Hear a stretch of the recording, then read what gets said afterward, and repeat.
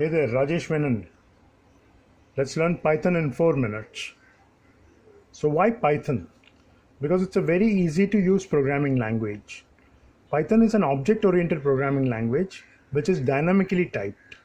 This simply means that behind the scenes, Python 3 treats everything as objects and does not have variable declarations, unlike say C++, wherein if you wanted to define an integer, you'd probably write it as int x. This is not required in Python. Now Python has two versions, 2.x and 3.x. Although most of the people would use the latest version, a lot of the work that has been done is in Python 2.x, hence the dilemma.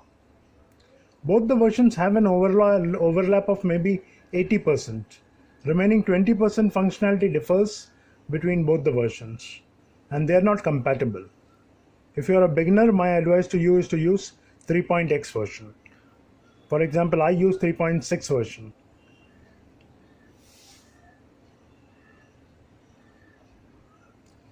The best way to learn Python is by downloading Anaconda. Now, Anaconda is a distribution that has a lot of IDEs. IDEs means integrated development environments like Jupyter Notebook and Spyder.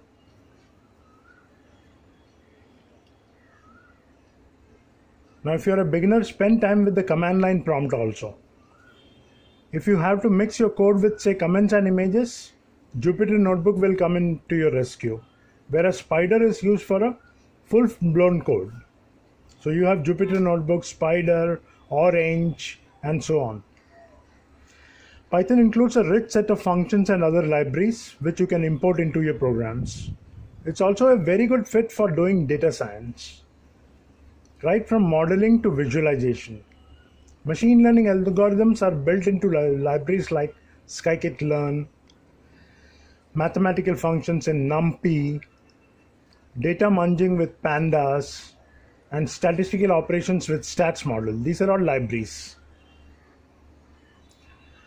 A list of features that core Python offers are lists, tuples, dictionaries, sets, list comprehensions, lambda functions, slicing and dicing, and many, many more. Before you get started with libraries like NumPy or pandas, you at least need a sound understanding of the above core Python modules that we discussed before. That's the features. You will learn things like ND arrays using NumPy and data frames using pandas, which are used for various applications. For visualization, Python includes libraries such as matplotlib, seaborn, bokeh. If you need to write a random forest algorithm, it's readily available. If your requirement is to write a gradient descent function, that's also available. Most of the machine learning and deep learning models are available in Python as libraries. So Python has all libraries of your machine learning and deep learning models. That's one of the reasons why it's so powerful.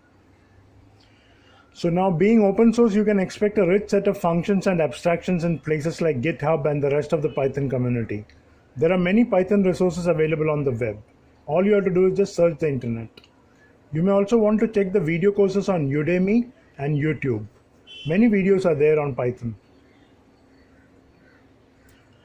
So Python is the fastest growing programming language today in popularity wise. So go ahead, dive into it. It's well worth the time that you spend. God bless. Subscribe to our website, technospirituality.com. And do subscribe to this channel and share it with your friends.